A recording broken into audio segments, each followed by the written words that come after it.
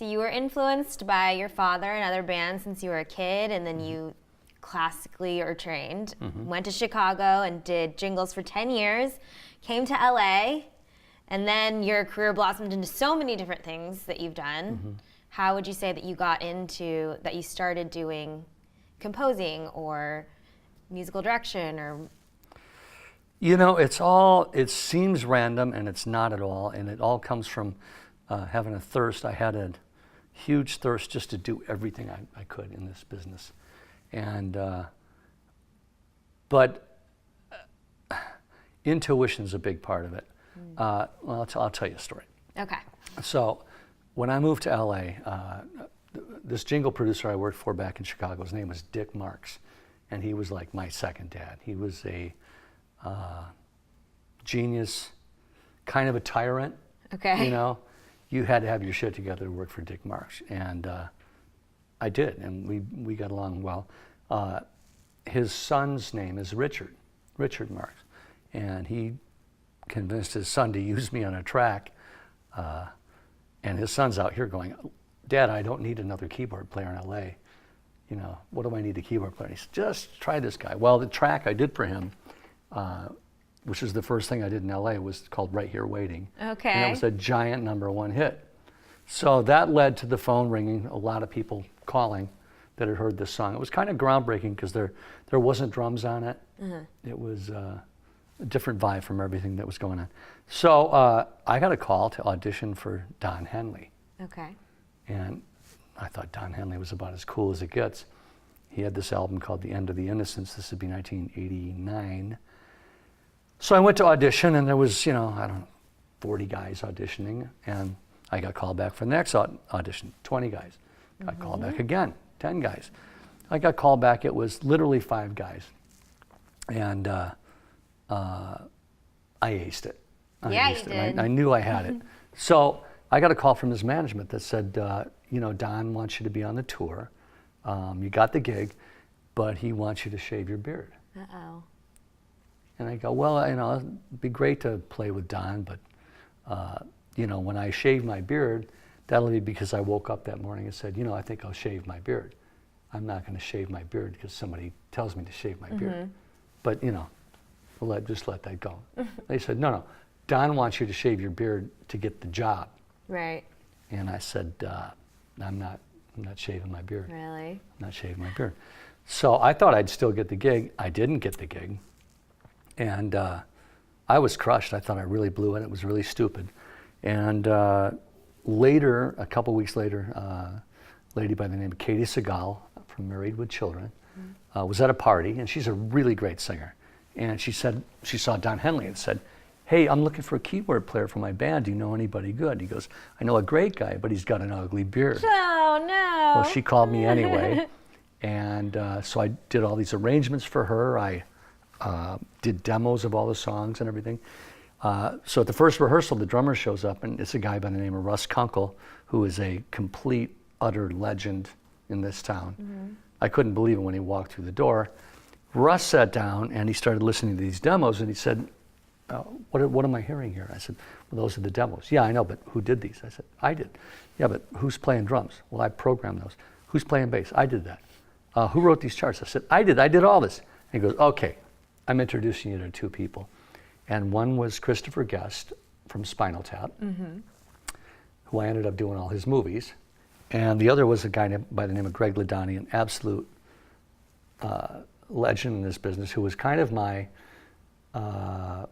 hook up to the whole Toto world. He had done the Toto 4, and we became best of friends. Both guys, we became amazing friends. And Greg passed a few years ago, but we put in probably 22 years of working together. Wow. And I've been working with Chris in Spinal Tap for 27 years. So I shaved my beard.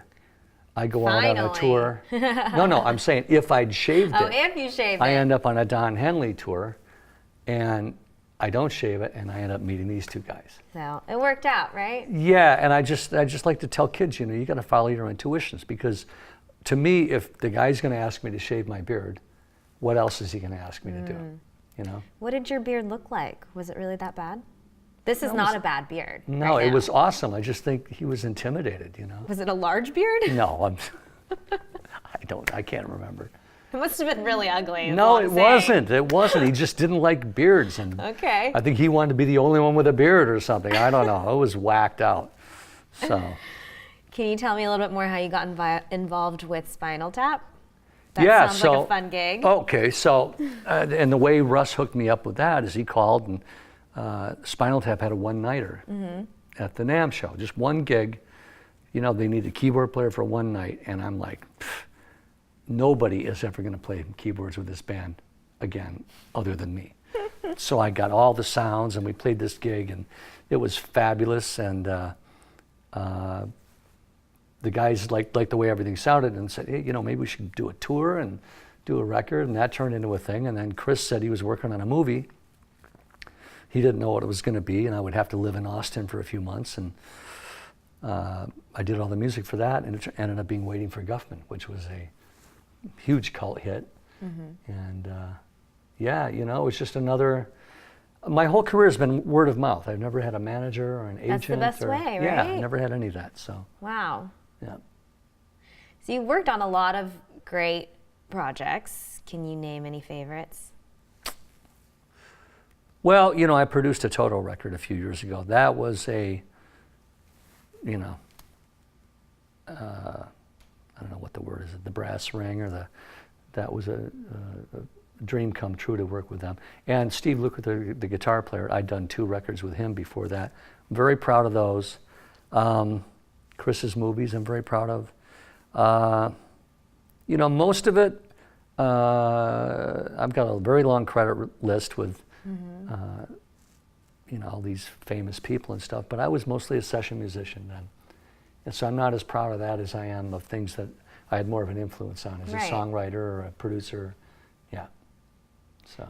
You've also met a lot of celebrities and stars. Were there any people that kind of surprised you when you met them because they weren't how you thought they'd be, or they were that incredibly talented, or whatever? Yeah, you know, you run into everybody in this business.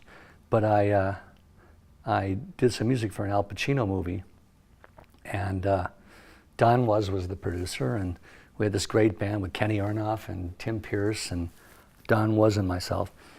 And we recorded in the studio over at United, and I went out to do my keyboard overdub on the organ, and I'm out there playing organ, and I look back through the glass, and there's Al Pacino, you know. I was like, oh yeah, you watch this. So I blow my take. I know they're never going to keep what I do, but I just soloed over the whole thing. And on the last note, I just took my ass and wiped it up and down the keyboard, threw the headphones at the wall, and turned around, and he's gone. Oh. Okay, that didn't work. All of a sudden, the door kicks open. Oh my God, who are you? I gotta meet you. That was amazing. I've never seen anyone play. Oh my God. And came over, and we met Al. Wow. And so I said, you know, he sang in this movie. It was called Danny Collins. I said, so you're singing in this movie? And he goes, oh, I've never been so intimidated. I mean, I've never been a singer. I said, let me ask you a question. Were you ever in the mob? He goes, no, why? I said, how'd you play Michael Corleone then? And he goes, wow, wow, wow, wow. And so we bonded from there. And I took him over to the piano, and we started goofing around and trying to get him to sing. And he, sorry about that. Oh, it's my mom. I'm kidding. That's important. No, it says hydrate, actually. You have a notification on your phone that says hydrate? Yeah. Wow, you take your physical fitness very I intensely. do, it's important. I'm so hey impressed. man, after all those years of abuse, you know, I'm trying to reverse it the other way. I mean, you started when you were 4 or 5, so you yeah, that's when the abuse started. Yeah. But that was mostly musical and emotional abuse. So, okay. Yeah. So anyway, I said to Al, I said, by the way, who's playing your piano player in the movie? I'm not asking to be your piano player, but the reason I'm saying something is don't get an actor that does, you know.